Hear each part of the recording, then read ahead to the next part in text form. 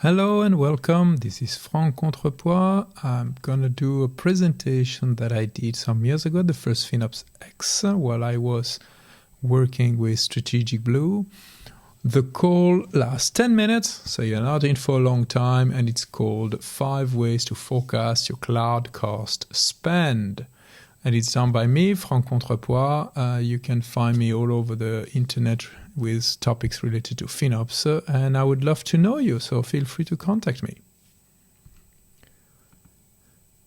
So the big idea, it starts with, FinOps is a culture change. Okay, if you go to the FinOps Foundation website, that's finops.org, it's going to tell you on almost every page that FinOps is a culture change. And nothing blocks change more than distrust. And nothing accelerates it more than trust. But unfortunately, most of the time, forecasts are used as a stick, as something that is usually, if you get it wrong, you're going to have a blame, you're going to be blamed. And so it creates really conflict, you lose trust, not a good place. But I do believe that forecasts can be trust builders, education providers, and accelerator of the culture change. And by the way, on that image, one is tech and one is finance. You pick. So let me start by telling you the first rule of forecasting. And I'm going to do that by telling you a short story. So this is about the fool, me, the phone, and the weather. So first mistake of the day, I wake up and I look at my phone. And I check the weather. And the weather is good. It's fine. It's all good. Might be grayish. Yeah, I'm in London. That's normal. But then, as the morning goes, at one point, I need to look through the window. And through the window, what I see is rain.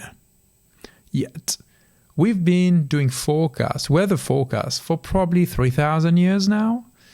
They've got the best computers, they've got models, they've got everything.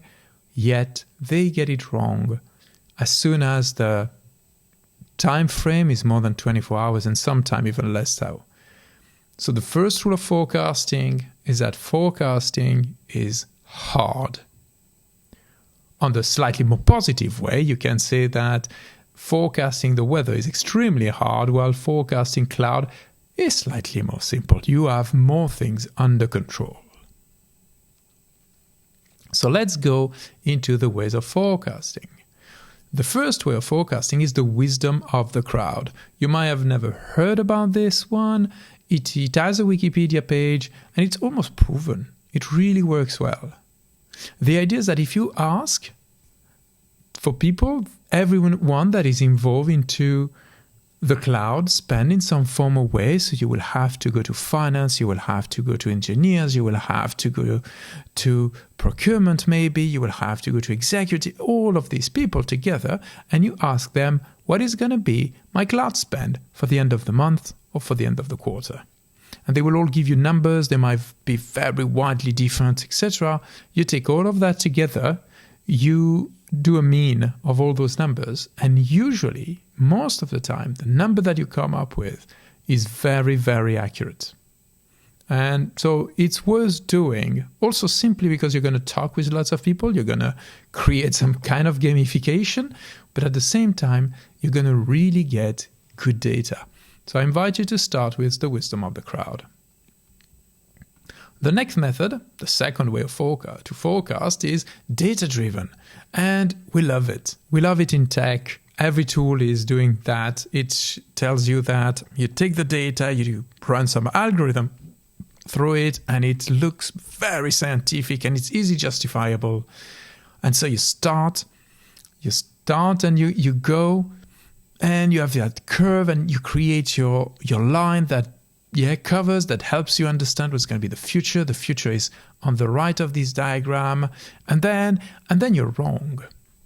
You're totally wrong. And so you do it again. You create a second line and it goes up and it's fine and it's wrong again. And so what we're trying to say here is that the past is historically not a good indicator of the future. It's very bad indicator of the future, really. But the data that you're getting is extremely valuable. The data you're getting are facts. The past is facts, and you can do math on that. You can start doing what I call unit economics. You can extract how much is the cost per transaction, per customer, per whatever you want. And really not whatever you want, but something very specific. So every year, your CEO or the boss is going to start talking about what's going to happen next year. They're guesses, okay? But they're guesses made, they're forecasts. They're made on good assumptions. And what this is usually is the big yearly announcement or quarterly announcement. This year, it looks like this. This year, we're going to increase our sales by 20%. We're going to reduce our cost by 5 and increase the number of employees by blah, blah, blah. The point is that each one of these units is something you should take care into your unit economics. You should do the math on your past data to understand your cost on customers, your cost on transaction, your cost on whatever's being said is the objective of the company. Because at that point, you will be able to connect very easily what everyone knows about the objective of the company and your cloud cost. And so you say, based on what the CEO announced yesterday, I can tell you that normally our costs are going to increase by blah, blah, or decrease by blue, blue, you pick. So the third way to forecast is this unit economic. The business model, the plan, should always be your starting point for forecast. This is something that's going to help so much your communication. Absolutely vital. So the fourth way of forecasting is what I would call Cloud FinOps 1.0 or V1, is you use the database forecast, the unit economics, then you do the business model forecast. So you use the data from the past to inform the future, but based on a business model, and you use the wisdom of the crowd as a validation. If the wisdom of the crowd is completely different, you might want to have a check or ask more questions. But that's cloud forecasting for you. Yet, this talk is about 5 ways to forecast, and we have 4. So there is something to add. There is something missing there. And let me tell you, express it through the GPS story. When I go on holidays, I will, let's say, go into the car, and we have a destination. It's brilliant. The family is packed in the car, and we put into the GPS. We say, hey, we want to get there. The GPS will do the work based on tons of assumptions. They will assume the speed of the car at any point in time. They will assume traffic. They will assume the roads we're going to use. They will assume lots of assumptions. But the output is going to be a forecast that is going to be extremely precise, like you're going to arrive at 11:43, precise by the minutes. But if you are a normal family, like hopefully mine, kind of, you will have some events popping up during the trip. There will be that beautiful panorama that requires a picture of all the family. There will be that moment when you need to stop for food. All these kind of events will happen. And when you go back into your car after one of them, your GPS is not shouting at you that you've destroyed their forecast. Neither do you are shouting at the GPS telling them that their forecast is wrong.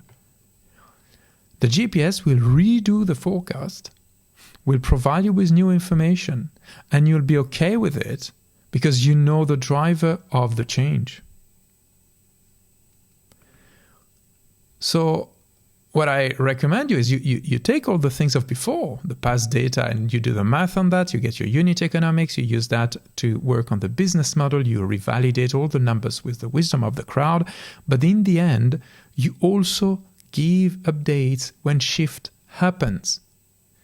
So what I mean by that is that you need to give the best forecast you have for now.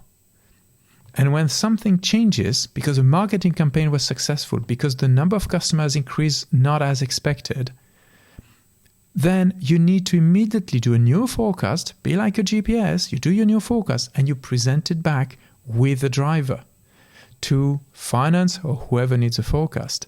And they're going to be super happy to always to be able to count on an accurate forecast at any point in time almost. And this is what I call cloud FinOps forecasting. So my message to you is build bridges, build trust, and build better forecast. And thank you very much.